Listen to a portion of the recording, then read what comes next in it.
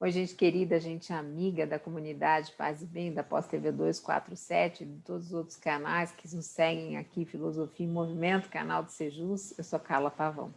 Esse é mais um Paz e Bem, nós vamos entrar em recesso, mas não no Paz e Bem, né? Então, alguns vídeos vocês verão durante o recesso e outros na primeira semana de janeiro, porque nós gravamos antecipadamente, né? Alguns de nós preferimos, teve essa...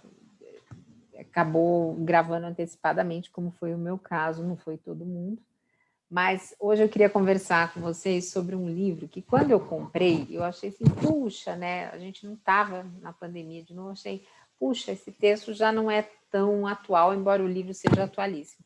E eis que, infelizmente, ele voltou a ser atual, né? Com a pandemia aumentando.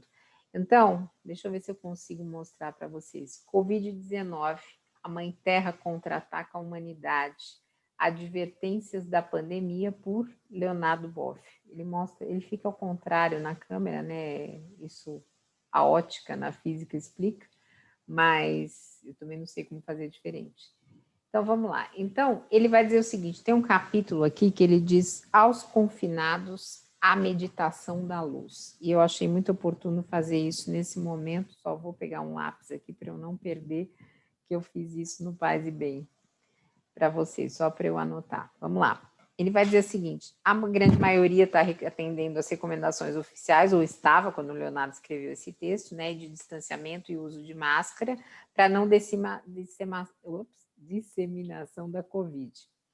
Ele diz o seguinte: nós podemos fazer muitas coisas nesse recolhimento forçado, uma delas é uma revisão da vida, né? Acho que muita gente transformou, eu fui uma que transformei muito a minha vida nesse período de pandemia, mudei muita coisa.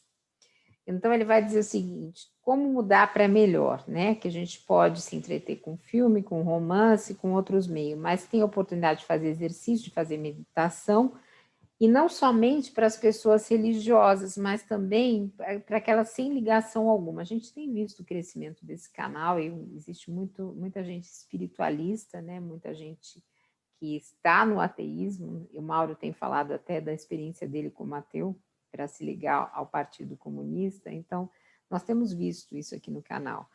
Então, ele vai dizer que qualquer pessoa que cultive a reflexão, a leitura, o amor, a cooperação, a empatia, pode fazer isso que ele chama de meditação da luz, ou caminho da simplicidade.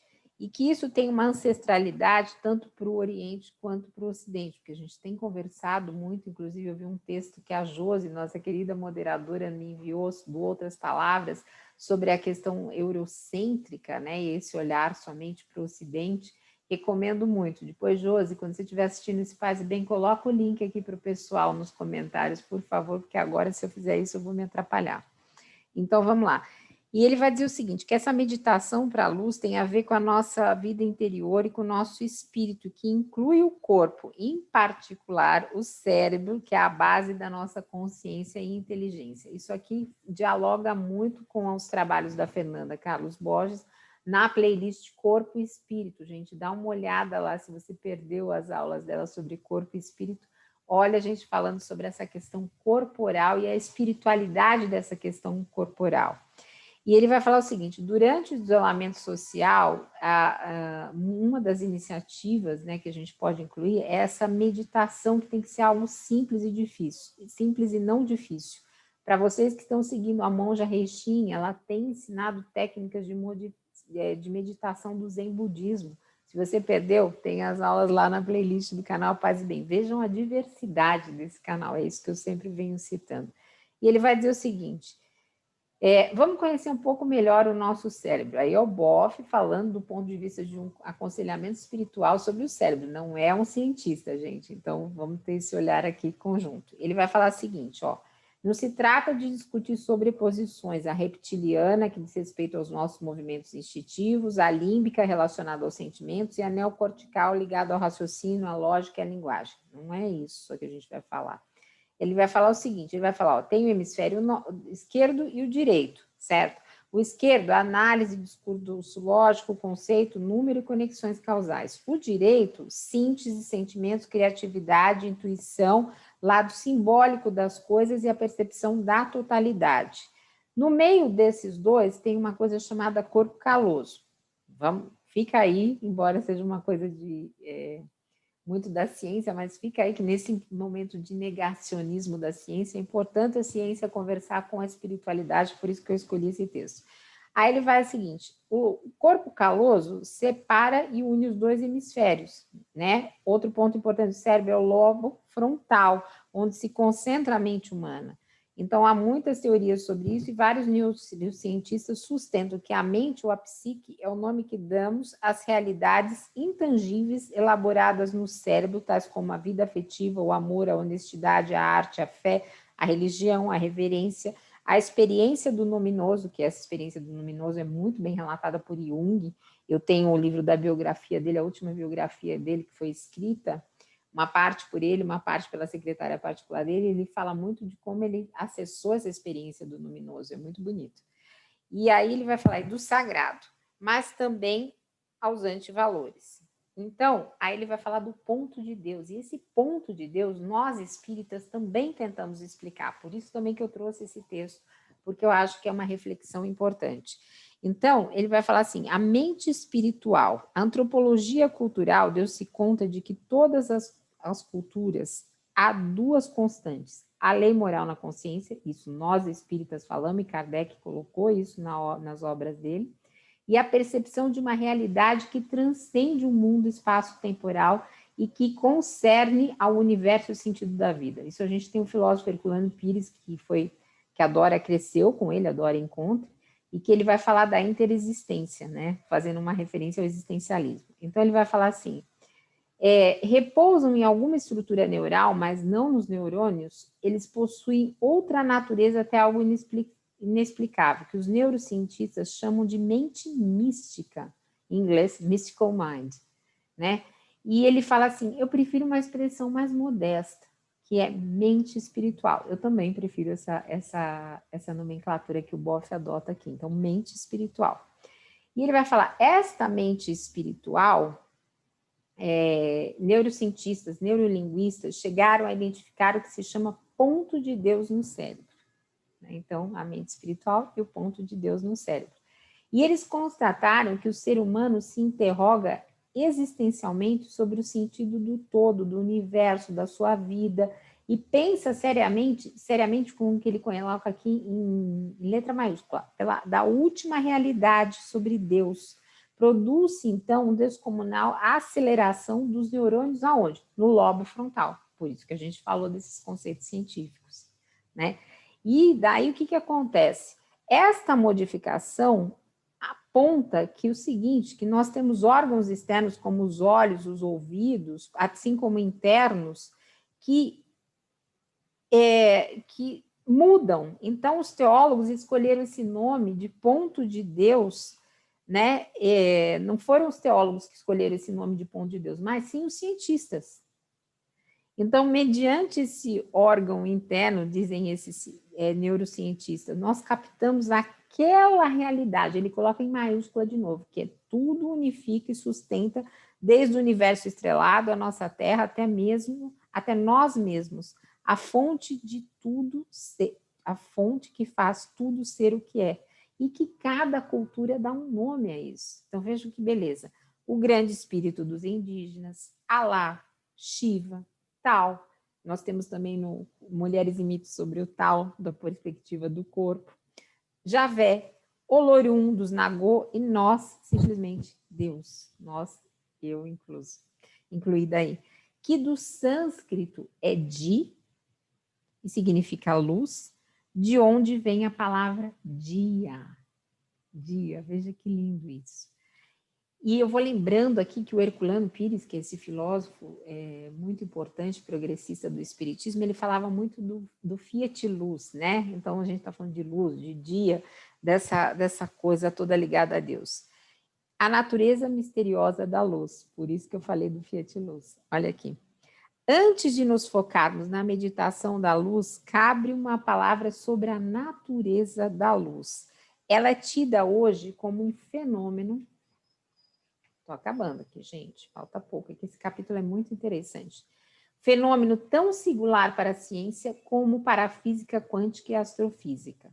Os cientistas preferiram dizer, entendemos melhor a luz se a considerarmos simultaneamente como uma partícula material, que pode ser barrada por uma placa de chumbo, e como uma onda energética que percorre o universo à velocidade de 300 mil quilômetros por segundo. Bom, eu não tenho conhecimento nenhum de física, nem de física quântica, mas estou aqui seguindo o Boff, tá?